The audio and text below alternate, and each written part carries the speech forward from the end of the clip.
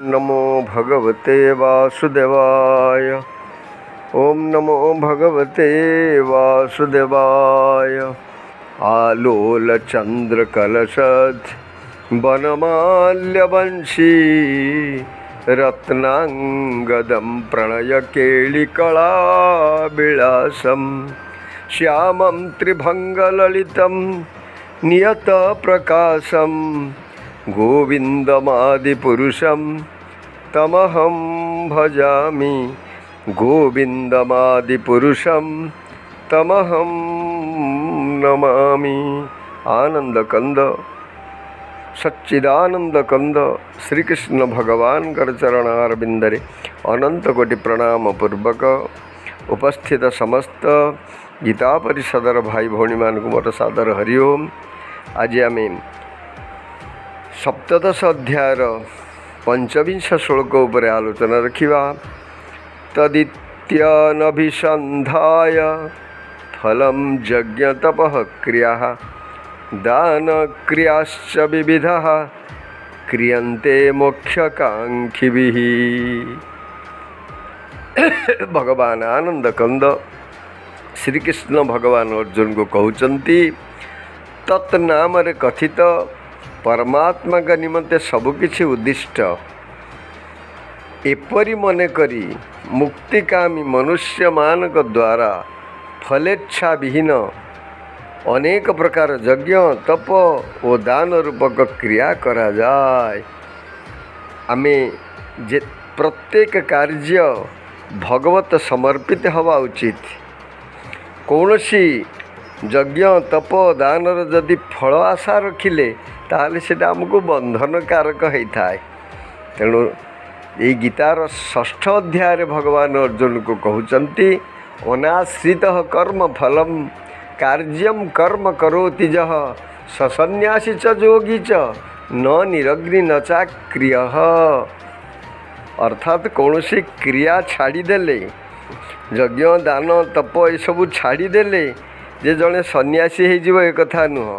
भगवान कहउचंती कर्मफल रे आसक्ति न रखिबा लोक ही सन्यास। सन्यास कहिले मोक्षकांक्षी अर्थात जो माने मुक्तिकामी संसार बंधनरु किमिति मुक्ति हवा पाई चिंता करते। संसार भितरे तीन प्रकार लोक अछंती। किछि मोक्षकामी अर्थात मुक्ति इच्छा करते संसार बंधन भल नुहे बारंबार जन्म मृत्यु भल नुहे एक कथा चिंतन करि थांती। आउ किछि लोक अछंती विषयी संसार विषय चिंतन करिवे ता संगे भगवान को समय मिलिले भगवान कर भजन टिके मध्य करिवे। ये होचंती विषयी। तापरे भगवान कौन से माने बिल्कुल मुंडरे जो माने पुरांती नहीं गीता भागवत इत्यादि यज्ञ दान तप कौन सी कथा तांको मुंडरे पशे नहीं। से होचंती पामर अर्थात आसुरी बुद्धि संपन्न व्यक्ति। तेणु एठारे मोक्षकांक्षी भी कहुई। जो माने मोक्षकांक्षी अर्थात मोक्ष वांछा करती से माने केवल तत् नाम रे कथित परमात्मा का नाम ही उच्चारण करिथांती तांको पाई उद्दिष्ट। अर्थात आमे कौनसी यज्ञ कले भगवत वासुदेव प्रीत्यर्थे यज्ञ करुचंती। भगवत वासुदेव प्रीत्यर्थे आमे कौनसी दान करुचंती। तो ये सब भगवत वासुदेव प्रीत्यर्थे हवा उचित। जदि कौनसी कामना वासना रे आमे करिले ताहले आमको सी बंधन होता है। तेणु बंधन तुटे केतेबेले जेतेबेले फल आशा न रखिब। तेणु कामना छोड़ काम ना छोड़। शिवानंद महाराज कहले काम छाड़ नहीं कामना छोड़ वासना छोड़ वासना छोड़। तो कहिबार तात्पर्य है फल आशा न रखी सही तत् अर्थात सही परमात्मा का निमित्त यज्ञ दान तप क्रिया ये सब मोक्षकांक्षी व्यक्ति करिथांती। परमात्मा का पाई परोक्ष वाचक शब्द एठी तत्शब्द प्रयोग है। तो यार उद्देश्य है परमात्मा अलौकिक आउ परमात्मा होउचंदी सर्वश्रेष्ठ आउ परमात्मा ही आमर समस्तंकर आश्रय स्थली। तेणु परमात्मा को चिंतन पूर्वक मुख्य कांक्षी समस्त कर्म संपादन करिथा। जय जगन्नाथ स्वामी। ओम नमो भगवते वासुदेवाय। ओम नमो भगवते वासुदेवाय। सद्भावे साधुभावे च सदित्ते तत् प्रयुज्यते प्रशस्ते कर्मणि तथा सत्शब्द पार्थ युज्यते। वर्तमान 26 नंबर श्लोक रे भगवान अर्जुन को कहते हे पार्थ परमात्मा कर सत नामटी प्रत्येक सत्तारे एवं श्रेष्ठ भाव रे प्रयोग करा जाए तथा प्रशंसनीय कार्य मध्य सत्शब्द व्यवहार करा जाए। आमे प्रायतः सत्संग कही थाउ। कौ संग करिवा ना सत्संग करिवा। सत्संग कहिले एबे प्राय समस्ते बुझी नहीं जाइछन्ती जे किछि प्रवचन हब बाजा फाजा बाजिब आउ गीत गाइबे आउ किछि टाइम पास करके आसीबा से कथा नुह। तो स्पष्ट भाव रे जड़े महात्मा लिखिछन्ती आत्मार संग करिवा अटई सत्संग आउ जेते भाव अछि बाहरर रंग तेणे न जा अनासक्त देशे हुओ प्रजा। अर्थात अनासक्त भाव रे संसार प्रति संपूर्ण अनासक्त भाव रखी केवल परमात्मा को चिंतन करिवा परमात्मा कर प्रीत्यर्थ किछि कर्म करिवा ताकू सत्कर्म बोली कहाइचंती सत्संग बोली कहाइचंती। तेणु तांकरी संग करिवा परमात्मा कर जो तीनिटी नाम कथा पूर्वर भगवान कहिचंती ता भितरे ओम तत् ये होची सत। ये सत होची सारा जगत रे जे परिपूर्ण भाव रे अछंती जे कौनसी समय रे कौनसी काल रे बाधित नुहंती।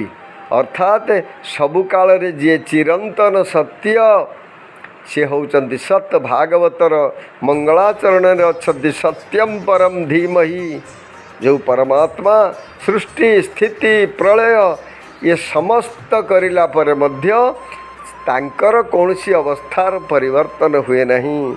सेई सत्स्वरूप परमात्मा को उनकर सत नाम उच्चारण करिवा एवं ताहा कौनसी भल काम रे आमे जेतेबेले प्रयोग करि थाउ ताकू सत्संग बा सत आचरण आचरण शुद्ध हवा दरकार अछि।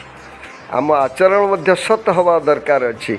आमे यज्ञ तप दान तीर्थ व्रत पूजा पाठ विवाह प्रवृत्ति शास्त्र विहित शुभकर्म गुड़िक प्रशंसनीय होइथिबारु सत्कर्म वाच्य मात्र यही प्रशंसनीय कर्म गुड़िकर संबंध जदि भगवान का सहित न हुए तेबे गुड़िक सत न बोलाई केवल शास्त्र विहित कर्म होई रही जाती। यद्यपि दैत्य और दानव मध्य तपस्यादि प्रशंसनीय शुभकर्म करती तथापि सही कर्म पछरे असद भाव अर्थात स्वार्थ और अन्य मानक प्रति अहित भावना थिबारु सेगुड़िक बंधनकारक। तेणु राक्षस मानकर तपस्या पदवाच्य नुहे। से तपस्या रे सत अर्थात परमात्मा के सहित संबंध जोड़ी होई न थाए। तेणु कहते राम नाम तो अंक हे सब साधन तो सुन अंक गए कछु हाथ नहीं अंक रहे 10 गुण। तेणु प्रत्येक कार्य रे सद्भावना पूर्वक सत्भावना सत अर्थात परमात्मा को भावना रखी सबु कार्य जदि करा जाए ताहले निश्चित भाव रे कर्म बंधन तुमको तुटी जाए एवं मोक्ष प्राप्ति होता है। जय जगन्नाथ स्वामी की जय। ओम नमो भगवते वासुदेवाय। ओम नमो भगवते वासुदेवाय। रथारूढ़ो गच्छन् पथिमिलितभूदेवपटले स्तुतिर्प्रादुर्भावं प्रतिपदमुपाकर्ण्य सदयः दया सिन्धुर्बन्धु सकलजगतां सिन्धुसुतया जगन्नाथ स्वामी नयनपथगामी भवतु मे। परमात्मा सच्चिदानंद घन विग्रह जगन्नाथ महाप्रभुंकर चरणारविंदरे अनंत कोटि प्रणाम पूर्वक उपस्थित समस्त गीता परिषदर भाई भौणी मान मोर सादर हरिओम। आज आम अष्टादश अध्याय प्रथम श्लोक पर आलोचना रखिबा। अर्जुन उवाच सन्न्यासस्य महाबाहो तत्त्वमिच्छामि वेदितुं त्यागस्य च ऋषिकेश पृथक् केशिनिषूदन। वर्तमान अर्जुन विभिन्न अध्याय सन्यास विषय त्याग विषय अनेक कथा शुणा पर मन भितर शंका उपजिवा स्वाभाविक जे सन्यास क्या कहती त्याग क्या कहती। हे महाबाहु हे ऋषिकेश हे केशिनिषूदन मु सन्यास और त्यागर तत्व पृथक पृथक जानिबा को इच्छा करुछि बोली प्रश्न करिसंती। वर्तमान अर्जुनंकर प्रश्न करिवार जो ढंग रही ता भितर तीनटी विशेषण भगवान को लगेइचंती अर्थात भगवान को संबोधन करिसंती तीनटी नारे। प्रथम है महाबाहु। भगवान को महाबाहु कहिवार तात्पर्य है जे भगवान होउचंती सर्वसमर्थ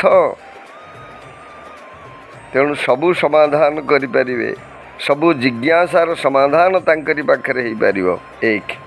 द्वितीय कथा ऋषिकेश शब्दटी अंतर्यामी वाचक अर्थात अर्जुनकर उद्देश्य है जे सन्यास और त्यागर जो तत्व अच्छी आपण अंतर्यामी भाव में सब तो जानीपारुचंती तार गूढ़ तत्व मते निश्चित भाव में कहिबे। तापर केशिनिषूदन कहिबार अर्थ विघ्न नाशकारी सूचक शब्द ये अर्थात केशी दैत्य को आपण जिन नाश करथिले मो पाखे जो शंका रूपक विघ्न अच्छी आपण ताको निश्चित नाश करिवे अर्थात मो जिज्ञासा निश्चित पूर्ण हब। वर्तमान जिज्ञासा को दुईटी भागर विभक्त करा जाए। गोटे जिज्ञासा हेले तो कौन सी प्रश्न गुरु पाखे शिष्य दीटा कारण करें गोटे कारण जानिबा पई करें आ गोटे आचरण करने जानी थाए। जो माने जानिबा पई करिथांती से माने गुड़ाए संग्रह करती घुसंती एवं अन्य को कहती आउ पुस्तक लेखंती। जो माने आचरण करने को चिंतन करती से माने निज आचरण रे ताकू लगेइबा पई चेष्टा करती से माने निजर आत्मकल्याण चिंतन करती। एठारे अर्जुन केवल सिद्धांत बुझिबा पई जिज्ञासा करिनाहंती बरम सिद्धांत बुझी सही अनुसार निजर जीवन गठन करिबा पई इच्छा प्रकाश करिसंती। एभली भावरे भगवान को अर्जुन पचारुचंती जे सन्यास आउ त्यागर पृथक पृथक भावरे मते बुझांतु। सन्यास कहिले प्रायतः आमे बुझी थाउ जे घर द्वार जमी बाड़ी सबू बापा माँ संसार छाड़ी त्याग करियो प्रकृतिर वस्तु प्रकृति को अर्पण करदेवा एवं विवेक द्वारा प्रकृति निजर संबंध छिन्न करिवार नाम केवल सन्यास।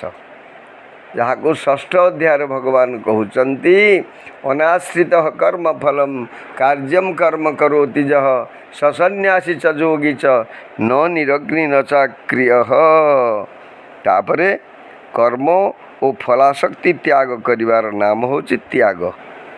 षष्ठ अध्यायर चतुर्थ श्लोक कहुई जी कर्म और कर्मफल रे आसक्ति हुअन्ति नहीं से जोगारूढ़ हो जाती। अर्जुनकर एभली जिज्ञासा रो उत्तर दबाकू जाई भगवान तो दुईटी श्लोक तार विभिन्न दार्शनिक विद्वान मानकर मत प्रकाश करिसंती। जय जगन्नाथ स्वामी।